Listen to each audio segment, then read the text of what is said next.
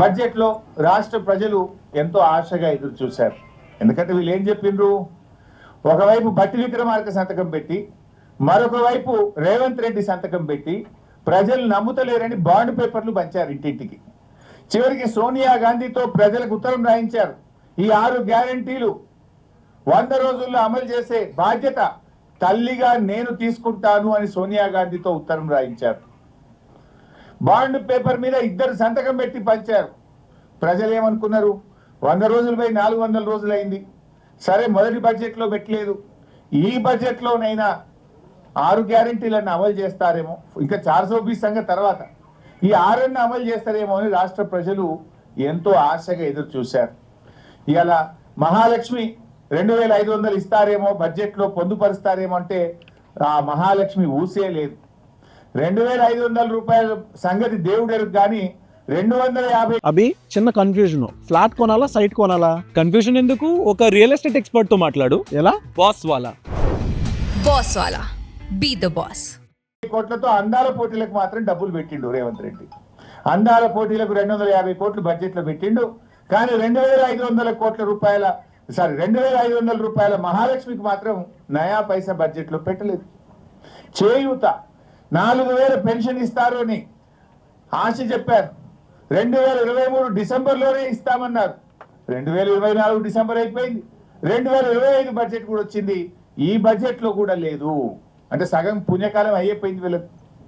అంటే ఇలా వృద్ధులను, వితంతువులను, గీత చేనేత కార్మికులను, ఎయిడ్స్ పేషెంట్లను కూడా ఈ రాష్ట్ర ప్రభుత్వం 4000 పెన్షన్ ఇవ్వకుండా బడ్జెట్ లో నిధులు పెట్టకుండా మోసం చేసిండ్రు. పెన్షన్ల విషయంలో ఒక పని అయితే చేసిండ్రు తప్ప కొత్త పెన్షన్లు ఇవ్వలేదు, కానీ ఉన్న పెన్షన్లు మాత్రం కూడా వీకిండ్రు. రేవంత్ రెడ్డి గారి 16 నెలల పాలనలో ఈ రాష్ట్రంలో 1,50,000 పెన్షన్లు తగ్గినాయి. 1,50,000 పెన్షన్లు కోత పెట్టింది. వీళ్ళు చెప్పింది 4,000 ఇస్తామని, 4,000 ఇవ్వలేదు కదా. ఉన్న పెన్షన్లలో 1,50,000 మందిని ఏరేసిండ్రు. I'm challenging.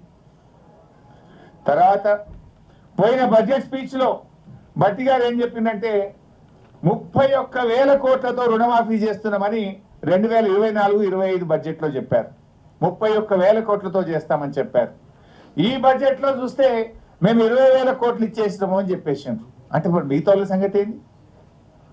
ఫర్ ఎగ్జాంపుల్ నా ఒక్క నియోజకవర్గంలోనే రుణమాఫీ అయినోళ్ళు 20,000, సిద్దిపేట నియోజకవర్గంలో రుణమాఫీ కాని రైతులు 22,000.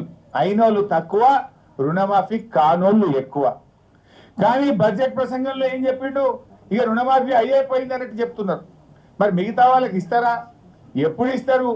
రేవంత్ రెడ్డి గారు 2 లక్షల మీద ఉన్న వాళ్ళు కట్టండి, ఉరకండి, బ్యాంకులో పోయి కట్టండి, మీరు ఎవరైతే 2 లక్షల మీద ఉన్నది కడతారో మీకు కూడా రుణమాఫీ చేస్తా అని రేవంత్ రెడ్డి చెప్పిండు. మరి ఆయన మాట ముఖ్యమంత్రిని నమ్మి కడితే ఇవాళ వరకు 2 లక్షల మీద ఉన్న వాళ్ళకైతే లేదు, 2 లక్షల లోపు ఉన్న వాళ్ళకైతే లేదు. ఇవాళ 2 లక్షల లోపు రుణమాఫీ అయిందని భట్టి గారి ప్రసంగంలో చెప్పారు. ఒక నా నియోజకవర్గంలో 2 లక్షల లోపు ఉన్న 10,150 మందికి ఇప్పటిదాకా రుణమాఫీ కాలేదు. 2 లక్షల లోపు 10,150 మంది ఉన్నారు. అంటే మరి నువ్వు 2 లక్షల లోపు అయిపోయింది అనేది పిచ్చి అబద్ధం కదా. 2 లక్షల లోపు రుణమాఫీ అయిందన్నావు కదా బట్టి, పోదామా మదిరకు? ఎప్పుడు పోదాని చెప్పు, పోయి అడుగుదాంపా. రుణమాఫీ మొత్తం అయిందా? ఏ ఊరికి పోదామో నీ నియోజకవర్గంలో చెప్పు. లేదు నా నియోజకవర్గానికి వస్తా అంటే సాధారణంగా నేను ఆహ్వానిస్తా. రుణమాఫీ అయిపోయింది 2 లక్షల లోపు అని చెప్పినావు, కాలేదు. ఇది ప్రజల్ని, రైతుల్ని మోసం చేస్తున్నావు నువ్వు. అది కూడా లేదు.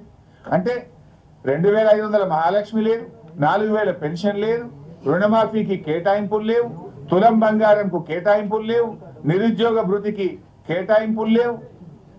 అంతా బోగస్. పోయినసారి బడ్జెట్ లో 2024-25లో ఆన్ గోయింగ్ ప్రాజెక్ట్స్ ఈ సంవత్సరంలో 6 పెండింగ్ ప్రాజెక్టులు పూర్తి చేసి నీళ్లు అందిస్తామని 24-25లో చెప్పిండ్రు. అండ్ ఈ సంవత్సరం 12 ప్రాజెక్టులు పూర్తి చేస్తాము అని చెప్పిండ్రు. నేను అడుగుతున్నా, ఒక్క ప్రాజెక్టు పూర్తయిందా? అయితే దాని పేరేందో చెప్పండి. బడ్జెట్ ప్రసంగం అంటే ఉన్న దగ్గరగా ఉండాలి. 6 పూర్తి చేస్తాను, 6 కాకపోతే 4 అయినాయా, 3 అయినాయా, పోనీ ఒక్కటైందా? ఒక్కటి